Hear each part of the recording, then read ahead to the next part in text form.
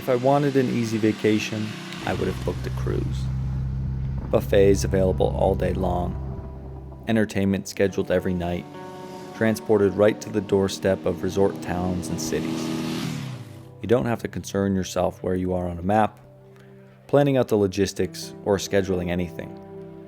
Just floating through your trip within the parameters set for you by someone in a cubicle within Carnival's corporate office. A mere extra walking in the background of a movie. Someone has graciously spent their time analyzing customer feedback and satisfaction surveys, running it through their algorithm to identify the food and activities that have the highest likelihood to entertain you for a few hours. All in hopes that the next time you have a week to spare, that you choose to spend your money with them again. The wonderful customer flywheel. A symbiotic relationship of sorts. Optimize your entertainment per dollar metric while simultaneously keeping the machine running.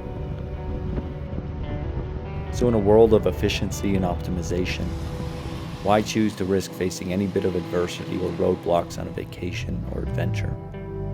Why exert yourself learning the geography, culture, or asking locals to find where the best meal is? Why not experience your vacation through the boundaries set by a corporation? Is it freedom? Maybe not, because you're still at the mercy of the availability of roads, the existence of laws, and the presence of gates and barriers. Public land sold off to gravel and mining companies, private land that was settled on hundreds of years prior. Motorcycles are often associated with a sense of freedom, but I can only ride my Triumph Bonneville in places that it's allowed. I often encounter a gate that I can't pass, accompanied by a no trespassing sign. So what is it? Well, there's no romance in a cruise. It has coordinated parts that you plug into, creating an opportunity where you might actually have the same experience as your neighbor or a friend. But developing a plan for a trip of your own gives you ownership over it. Even if you found the itinerary online for roads to ride, places to visit, the mere involvement in learning where these places are on a map, how long it takes to drive them, what the weather might be like, truly immerses you in the process. You become the main character in the movie.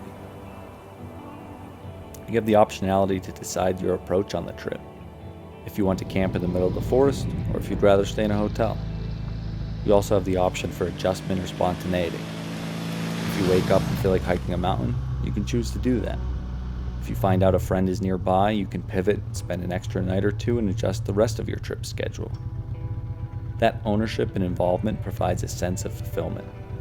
It makes the trip your own.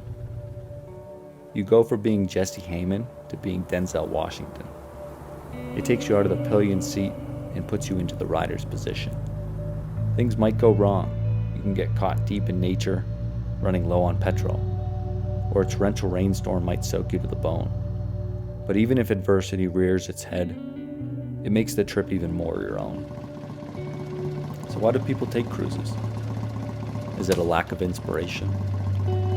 Likely not, as the information in the form of travel videos and spectacular pictures of different travel spots have become ever prevalent with the rise of social media. Maybe it's social media itself. A cruise does drop you conveniently right into many photogenic places, so you can show off the 5 different cities you saw along the Amalfi Coast without having to coordinate much. And true adventure doesn't always photograph well. Sure, you can post your sunrise selfie on the top of a peak, but in order to get there, you have to hike a few miles in the dark. Driving along an incredible coastal road might look nice on YouTube, but nobody wants to look at the footage from you spending 6 hours on the interstate highway to get there. So maybe people are just out of energy.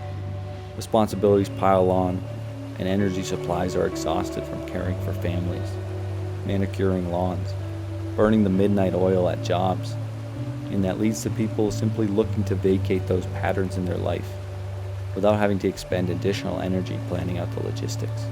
I get that. But in the end, it doesn't matter how you adventure. A cruise or a motorcycle road trip.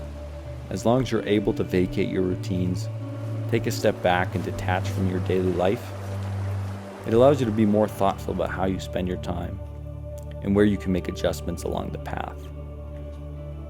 so that when you're older, you can look back on your life and know that you were the main character in the movie.